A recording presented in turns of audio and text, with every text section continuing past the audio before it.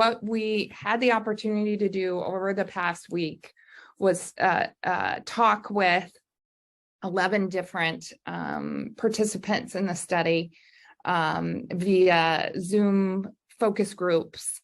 And so what we've done is we've put together 6 snippets that really kind of walk you through those conversations.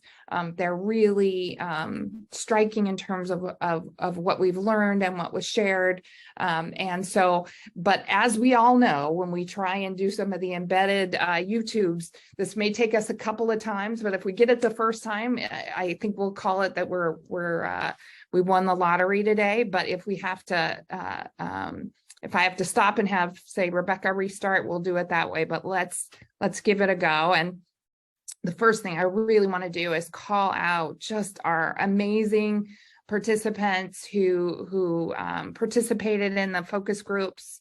Caitlin from Minnesota, Ashley from Florida, Denise from Kentucky, Allison from North Carolina, Marissa from Vermont, and then our amazing California group of women, Caroline, Angela, Whitney, Sophie, and Marie. So thank you so much to all of you. We are just so incredibly grateful for these conversations. And so we've divided this into some different, again, when we were talking about the qualitative data, we're talking about the different things that have come up. And of course, some of this we're all familiar with, the kind of things and experiences around the pandemic. But what I really want to focus us on is, what was it like for pregnant people and new parents, right? What does it continue to be like for pregnant people and new parents?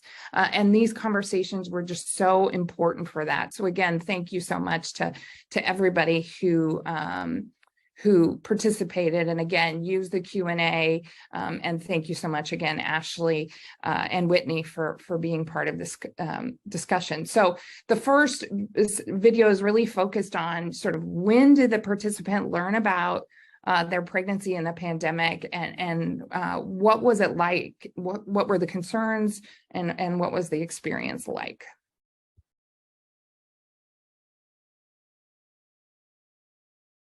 But I kind of want to hear more about your description of your feelings when you first found out you were pregnant during the pandemic. And at what point in the pandemic did you find out you were pregnant? And just what were your concerns at that time? I was 6 months pregnant when when COVID started, which was not fun. I was really, really scared. I was terrified of what was going on around the world. My hormones were all over the place. My husband wasn't allowed to go to the appointments, as you were saying, Marie, which was not fun for me because it was my first time being pregnant and I didn't know what to expect. You know, I found out I was pregnant with my daughter, and we were still in COVID. So I'm so glad I was able to get accommodations at work, because I actually work for the school district. So I was able to continue working from home. And my doctor was very good. She helped support me because I was having anxiety. And I was just like, oh my gosh, I saw these things about people dying, but I think the media kind of overdid it too a little bit, put a lot of fear in me that I didn't need. Everything worked out okay. As the doctor said, it would be okay. So I found out I was pregnant much later in the pandemic. It's actually New Year's Eve, 2021.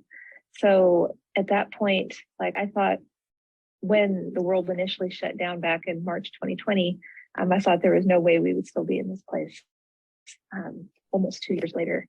And at that point, there were a lot of people I think were tired of the pandemic and kind of just pretending that it didn't exist anymore, which made it almost scarier. Was when I guess I don't want to say almost scarier, but isolating as well. I was wondering how this also impacted your social life in any way. I know we all kind of talked about isolation, but were there any activities in particular that were modified because of the pandemic? A lot of, if you talk to a lot of parents who were parents pre-pandemic, they they'd be like, oh, are you going to the mommy and me classes? Are you doing this and that? And like, it's like, are you going to prenatal yoga? You have to like make sure you're staying active, blah, blah, blah, all of these things that you just couldn't do during a pandemic, or if they were offered, I certainly wasn't going. I honestly didn't really have time for prenatal yoga or things like that, just with my work schedule. But that would have been nice to do, but I was, just kind of the struggle of what's actually safe. Because I know mental health is important, connection with other people is important. And I do feel fortunate though, that by the time I got pregnant with the pandemic, there's a lot of online offerings, online support groups, and things like that. I didn't have the time to really do much of anything there. As far as all the birthday parties and everything, we didn't take my son to all that because I just wasn't comfortable with it at first. It wasn't until this summer that actually we've been going out and doing everything because we were just dealing with some other things in the family. But this summer, the 1-year-old and the 3-year-old, we took a road trip and went to the zoo, and we were just out exploring everything. And it was really nice. So, I know everybody's at a different place in their life on how comfortable things are. But for me now, I'm real cool with everything. Well, if you're all still here, we did win the lottery and we actually got the video to work on the first try. So that's fantastic. Really going into, we've already had these started to talk about isolation, but further discussion around social connectedness and what, as the pandemic kept going, what kind of impact this had on participants.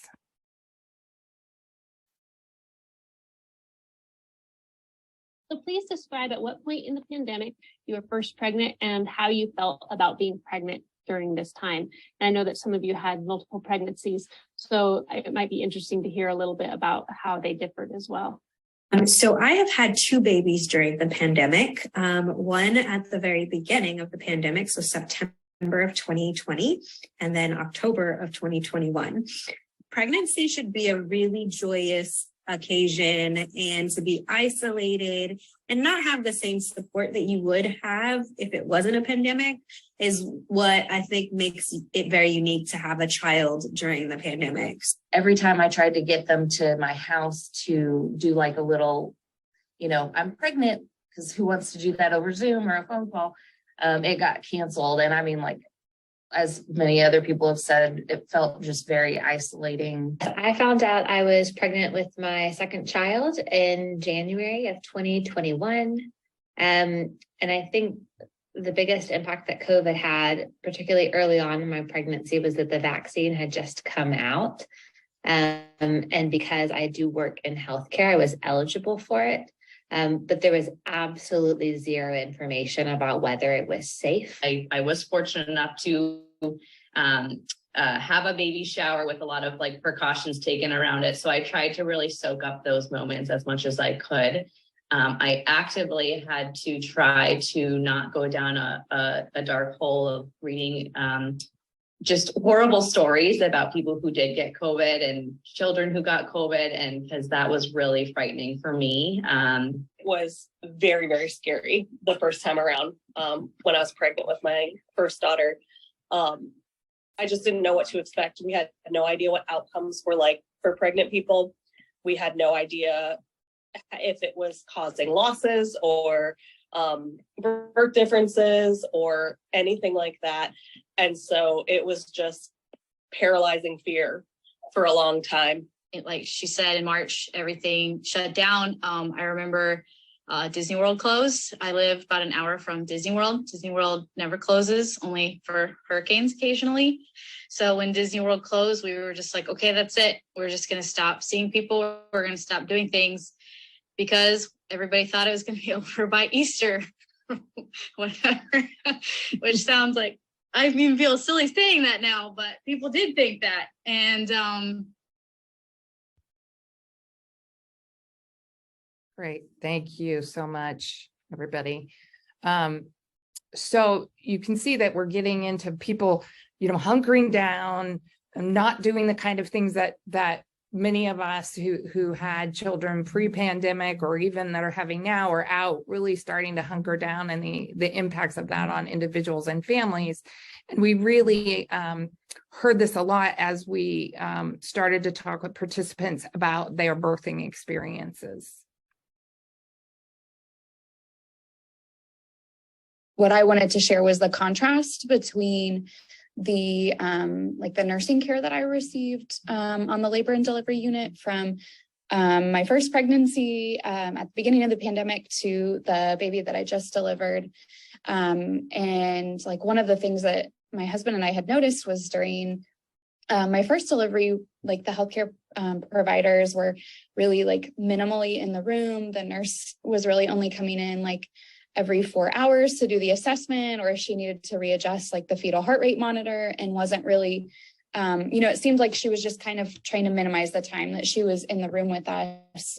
In the second delivery, the nurses were in the room so much. They were like putting their hands on me with my consent and like offering me like, warm, like physical contact and like verbal support. They were like helping guide my partner through like things he could do to help me manage like my pain. And like, I was just like so touched and grateful for like their presence in the room. Had children prior to the pandemic. So I will say that I feel that my partner was robbed of a lot of joyous moments because he could not go to the ultrasounds with me. He could not be in the appointments with me. It was hard for my partner to, like I think Sophie said, to be robbed of some of those first time experiences as a partner, not being able to attend any of the prenatal appointments or I remember having to FaceTime him during the anatomy scan and trying as best he could to see the baby on the screen. And so there were a lot of things throughout, but overall, I just tried to keep focused on that I was healthy during my pregnancy and my baby was healthy during the pregnancy. I echo what others have said about the lack of participation by partners because of hospital policies. We actually, during our anatomy scan, they told me I wasn't allowed to like videotape it or FaceTime or anything like that. And yeah, it just feels really crummy. I think, I work with healthcare workers. I really support healthcare workers. But by, a year into the pandemic, when we were doing this pregnancy, there was definitely a burnout that was happening. And It was isolating for sure. The Ronald McDonald House was closed due to COVID. So we didn't have anywhere to stay. At first, when she was in the level 3 NICU, we were driving home. It was like an hour and a half back to our house, and we would drive home every day. And my mom did pay for us to stay in a hotel room for a few nights. And that was really nice because I realized that we were losing like 3 hours every day of spending time with her because we were just in the car driving. And, I hope that if this ever happens again, that places like the Ronald McDonald House are able to do something for families, because I understand that they didn't want people to catch COVID from in the house. I mean, that would be terrible, but we need those services. There's a reason that, these places exist.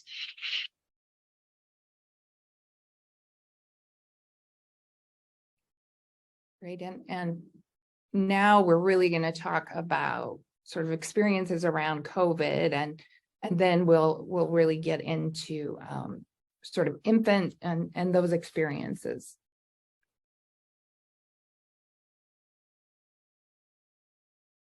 I guess my question is really around COVID infection, and it's just were you or your family, obviously you were directly affected, but did you experience effects in terms of severe infections or loss, either of you or family members or close friends? And if so, how did you cope with that? Definitely in our immediate family, even though we did all get COVID at one point, no severe infection, no hospitalization, anything like that. My husband and my older daughter caught it in January. I was out of town. I was running a race out of town, and he called me and said he got COVID. And so luckily the race was over, but I flew home early and cut the rest of my trip short to come help take care of them. But was luckily for him, it was like the flu. And for our daughter, she had almost no symptoms. He had worked with for almost 10 years, passed away the day before Christmas Eve from COVID. He had been in the ICU on a ventilator for several weeks, and seemed like things were getting better, but they had started to wean him off the ventilator and he took a sudden turn. It was very difficult on him through the holiday season. I think he connected as much as he could with his coworkers to remember their friend, but there's nothing that makes that easier. Losing a friend who is, I think he was 41 or 42 years old and otherwise perfectly healthy. Both my partner and our now 2-year-old also had COVID. And so luckily for us, it was the variant. And so it was more of like, I would say cold-like symptoms. So just the runny nose, a fever for less than a 24-hour period kind of thing. So as far as the severity of that, it was very mild. It was like having, pretty much cold running rampant in your house. The baby and I did isolate completely. So we were in the master bedroom, just to ensure that he was almost 3 months. He wasn't even 3 months at the time. And so just to ensure that the baby wouldn't get it. And I had to be super, super careful because I was still nursing. So I would leave, go nurse our daughter, and then, wiping myself down, making sure that I'm not passing it to the baby. And so I think that was a little challenging. My toddler brought COVID home from daycare. So we had actually avoided sending him for all of January during the Omicron surge. My husband and I tag teamed our work schedules. And then the week we sent him back in February because we couldn't keep up the working full-time jobs and having a child at home. We got COVID that week. My toddler was really sick and I did not feel well the first several days. But I think honestly, the worst part of having COVID when I was pregnant was the fear. Like Angela was saying, I was trolling the internet for any information possible with COVID and pregnancy and just COVID in general. How long am I going to have this for? What are the symptoms? On what day should I feel what? I was on deep Reddit threads. I was trying to read any paper I could find, but as Angela was saying as well, the papers that were out there were from the Delta time, and that was super scary to read when you're pregnant. And then also the few data papers that were out there, the studies were for non-vaccinated patients. And I was very thankful to have had my booster in December. So it was a relatively recent boost.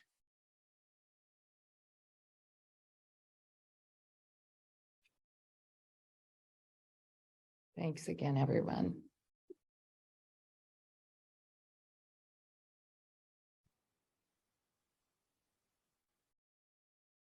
And I kind of want to hear more now about your experience being a new parent during the pandemic.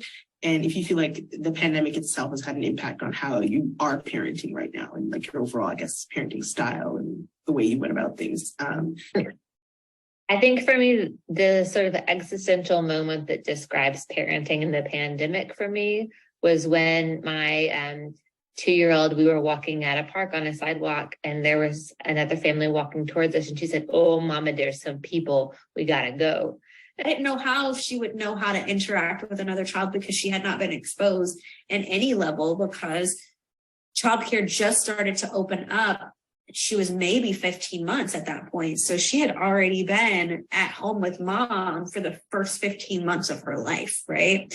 And so, and the only interaction she had with other kids were her siblings.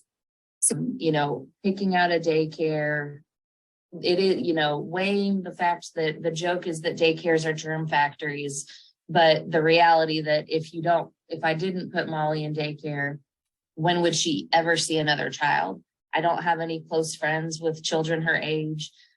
It was a relief to me once she was in daycare in some ways. I was still really worried about the,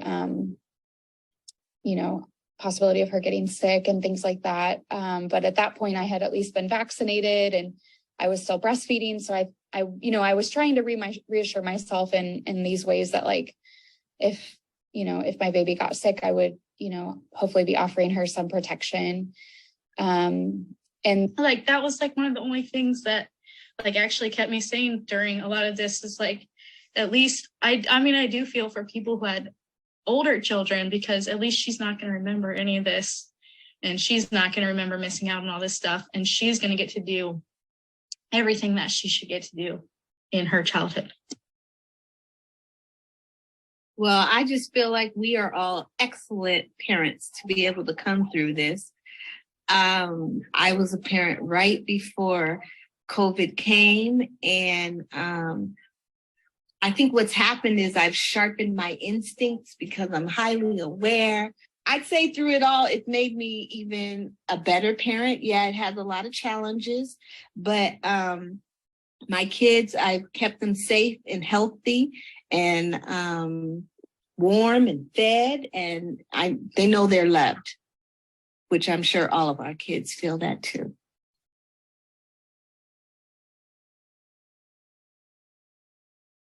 And then finally, to close out the focus groups, but I'm hoping that everybody that's on this call is just feeling the experiences of these women. And I will say, from a research point of view, we're sort of at a distance often from our participants, and that distance during the pandemic got even greater, in part because we went global. There are people asking about this event and saying, can we do this in person? And it's like, we have participants around the world. This is how we've been connecting. But the focus groups were such a lovely opportunity to connect with these different women. And so the last video clip here is really around experience in the study and questions going forward. And what I want to say about this last set of clips is, of course, these are participants who volunteered to be in the focus groups. And we know that there are participants who maybe didn't like being in the study and didn't enjoy parts of it. So these are definitely biased towards the participants who agreed to be in the study, but it was so lovely for our group to hear about their experience and talk a little bit about anticipation about the event today. So this is the last video.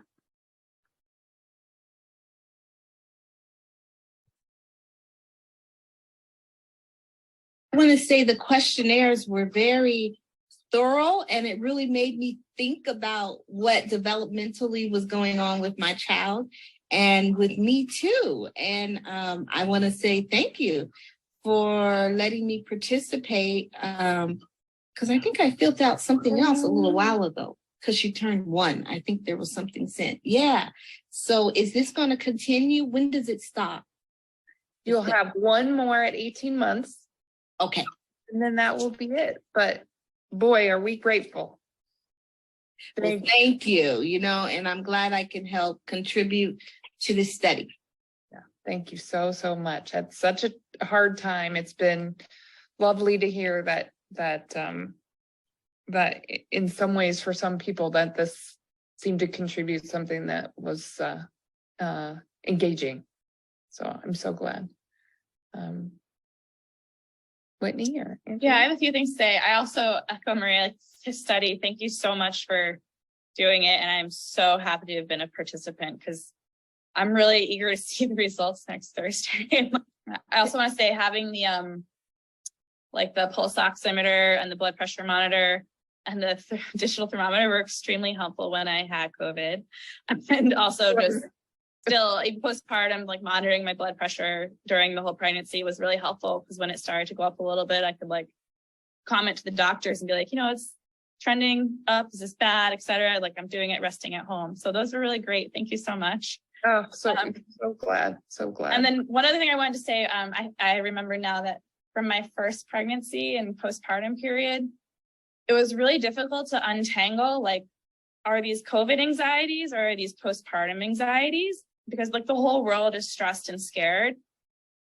But I'm also postpartum and I'm having these feelings and I'm pretty confident that I had postpartum anxiety and it never was diagnosed because you don't go to the doctor when you have a newborn at home and you're concerned about every, Angela was saying, the risk benefit ratio, I was fine, but I probably could have benefited from seeing medical help or like seeking something out, but like I was too scared. Like the anxiety of going to the doctor was too much. Well, and that's one of the things in your survey, you know, your questions, there was a whole, the questions you answered about anxiety and the questions you answered about depression are actually kind of questions that are used to diagnose these things. And I will say that, you know, our results show that only about 1 in 5 or so women who actually are experiencing sort of clinical anxiety and depression know that they have that, right? And there are some help you can get. And so we're really, one of the things at the meeting next week will be to talk about some of the different tools out there that maybe someday more pregnant women could fill out these questionnaires and then get a result back that says, your level of anxiety suggests that you may benefit from a follow-up appointment, and then you would do that and have some opportunities. So we're envisioning that what comes out of HOPE could help inform kind of these tools for pregnant women longer term. So you really are contributing to sort of what that might look like long term. That's great. That's really awesome to hear. And we will talk about that piece on next week, I promise. Okay.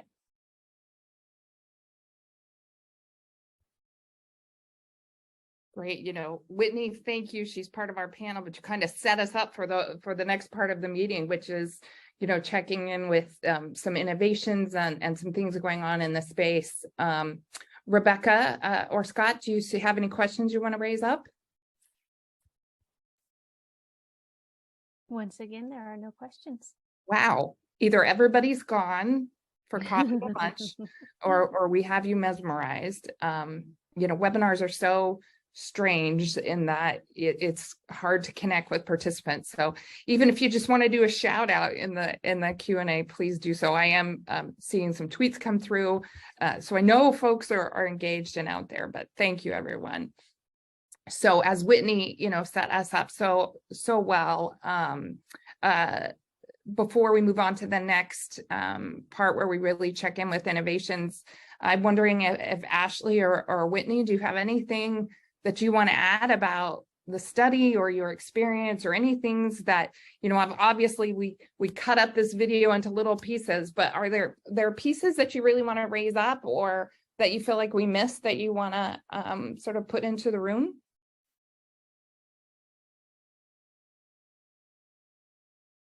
I know I'm putting you on the spot again.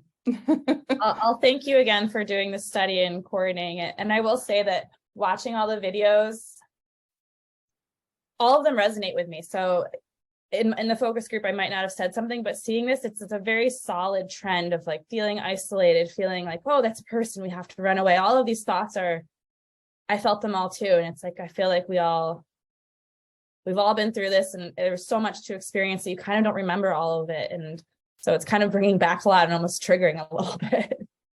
But like, it's also good to reflect upon it. It's not overall, this is a very positive experience. It's just rehashing some things that you went through too.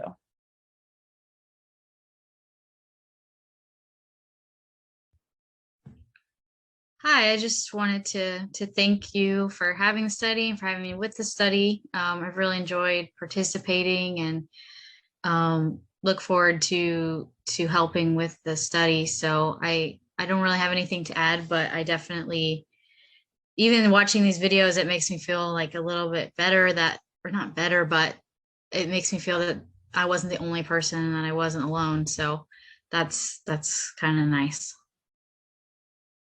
I'm so glad. Thank you so much to both of you.